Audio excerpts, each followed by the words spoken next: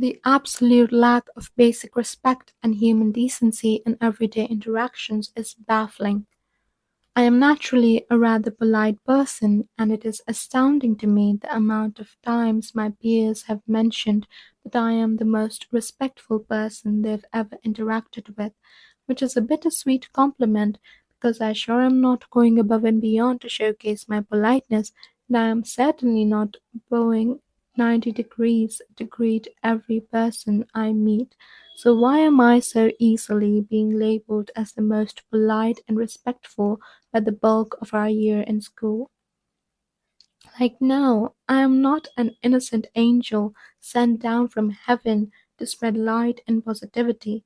You are just unusually comfortable with disregarding how you treat other people and are validated for such rude actions by the people you surround yourself with. Your dark humor is just your excuse to snatch away the serious gravity of real world problems, but you don't consider the consequences because it accomplishes your desired result of eliciting a few chuckles. Believe it or not, but a joke is one where you laugh together, not laugh at each other. There is a necessity to understand the kind of crowd your humor is made for, because not everyone needs to find the same things funny, and in a world where there are only a handful of things to truly be happy about, there is certainly no need to reduce it further, but there should also be a level of mutual respect to understand that. Not to mention using the umbrella term of dark humor to use as an excuse to be outright racist, colorist, xenophobic, homophobic, sexist, classist, fatphobic, etc. I don't know who needs to hear this, but you're not cool because you use slurs for marginalized groups or regions or fail to show common decency towards people of such groups. Neither are you cool for treating women like objects or only being nice to them because you find them attractive and hence see it like an investment of kind words and bare minimum affection till she lets you get with her in bed. Yes, that is the toned down version of the famous Sylvia Plath quote to make it more YouTube friendly. Maybe they just don't understand the impact words hold and the gravity of the meaning and history tied to them.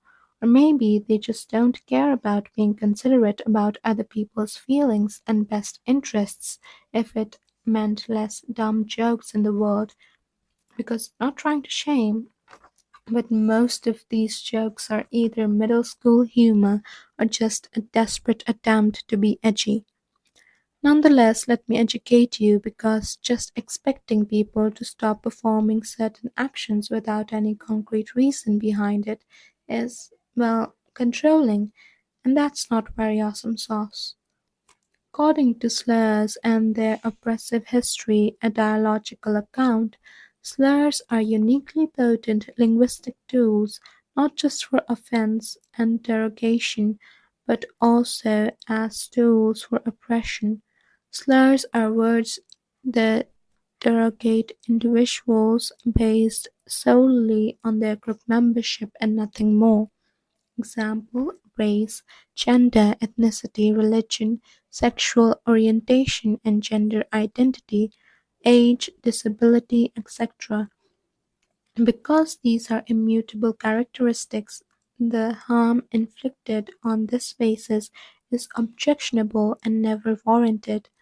Thus, use of slurs and racial epithets involve a kind of harm and injustice that is not matched by other kinds of utterances. To quote from slurs, pejoratives, and hate speech, slurring is a type of hate speech meant to harm individuals simply because of their group membership. Not only offends but also causes oppression. Slurs have some strange properties. Target groups can reclaim slurs so as to express solidarity and pride. Slurs are noted for their offensive autonomy. They offend regardless of speakers' intentions, attitudes, and beliefs, and for their offensive persistence, as well as for their resistance to cancellation. They offend across a range of contexts and utterances. They are also noted for their offense variation. Not all slurs offend equally, and for the complicity they may induce in listeners. To use an example as to help drive the point across, let's look at the filthiest, dirtiest, nastiest word in the English language, which was the view of prosecutor Christopher Darden when the issue of saying the N word came up in the 1995 murder trial of US football star O.J. Simpson. To read off of BBC's article titled N-word: The Troubled History of the Racial Slur, it was in the summer of 1619 when a ship arrived in a port in Virginia carrying around 20 Africans who were chained up to be sold as slaves. It was the first documented arrival of slaves in the US, and the Africans were referred to using the Spanish and Portuguese words for black, which where the word comes from.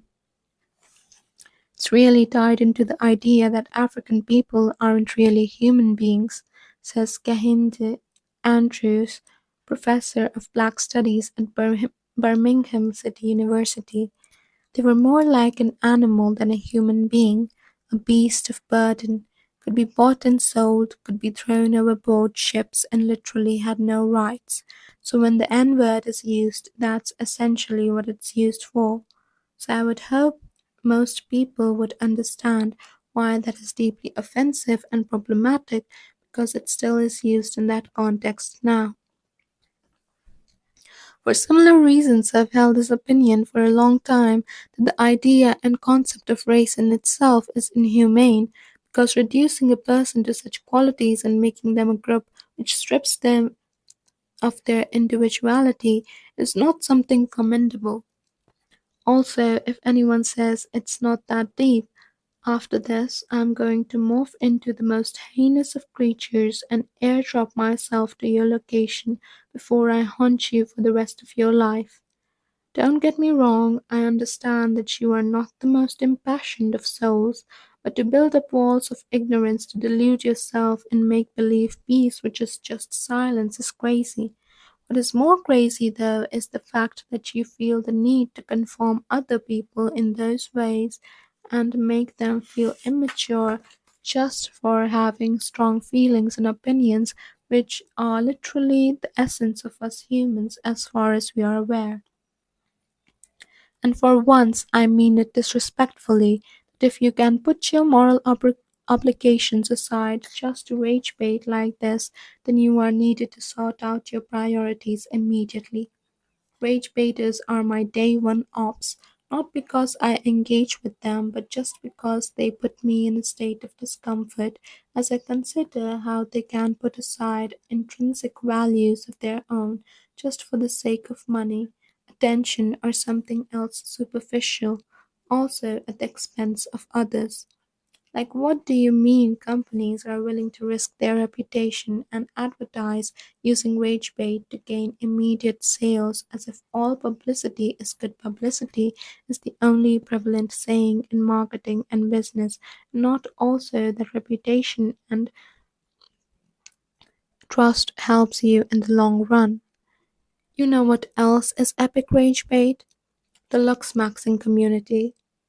I know I've mentioned Luxmaxing before as well, but I cannot wrap my head around the fact that there is a literal category called subhuman to rank people and put them in based on their appearance, legit just becoming what they hate about society. Like, of course, looks matter to an extent, especially in the romantic aspect, but they don't matter nearly as much as you think they do, and they certainly won't matter when you're this much of an agonizing presence to be in the company of. Like, have you seen how easy it is for them to comment on other people's looks and bodies just because they feel like they have the right to do so, since they went through that as well? There was this guy I had once spoken to who had said something along the lines that all girls that weigh over 50 kilograms or more are fat.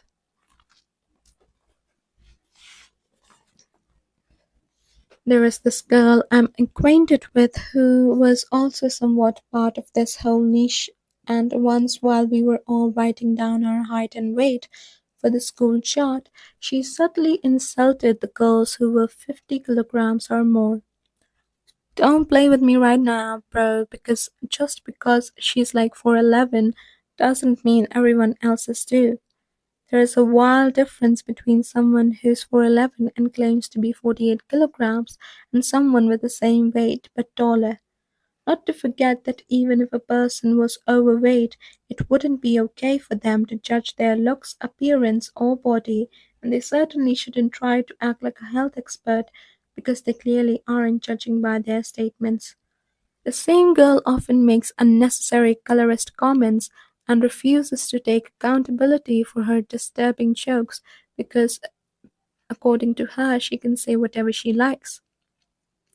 Well, okay, I can say that she is a shallow and vain shell of a human who struggles to find anything inherently interesting about herself, so she hopes that if the boring self was packaged nicely, then maybe she could compensate for it, and that only serves to make her hyper aware and hence obviously insecure about herself, which creeps out of her and shows in her treatment of others.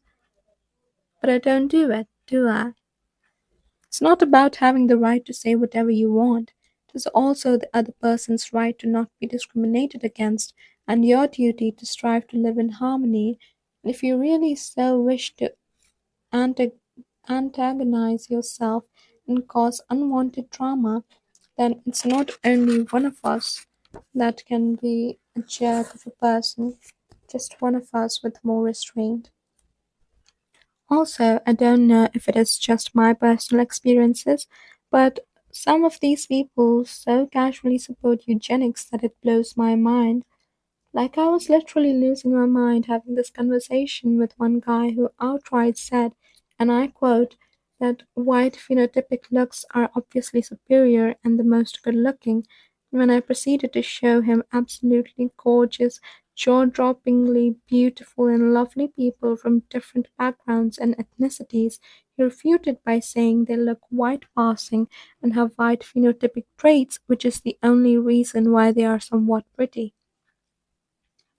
I was absolutely flabbergasted because, for your information, according to general phenotypic traits, black women tend to have more plush lips, and Middle Eastern people tend to have more striking eyes. Black men tend to be taller, and East Asians tend to show signs of aging comparatively much later. South Asian women tend to have denser eyebrows, eyelashes, and thicker hair. Africans tend to have much glossier, glassy skin, which are all seen as desirable traits and part of what he referred to as the white phenotype when it certainly is not so. People really be having the utmost urges to sound objective when they don't even have their own facts straight.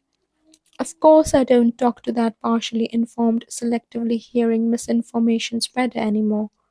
Yes, that is the same guy who said that girls who weigh above 50 kilograms or are 50 kilograms are fat.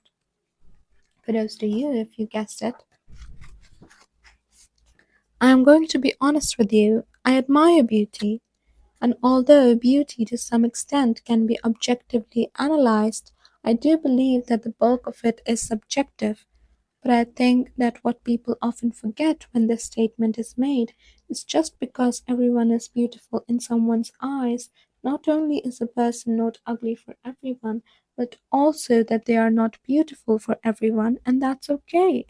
You don't have to find everything beautiful, and you don't have to understand why someone else does, especially if they are going to start imposing an objective view about it to make an attempt to appear to have the superior opinion, when really no one has the right to tell you what the right or wrong way is for you to feel like other than you.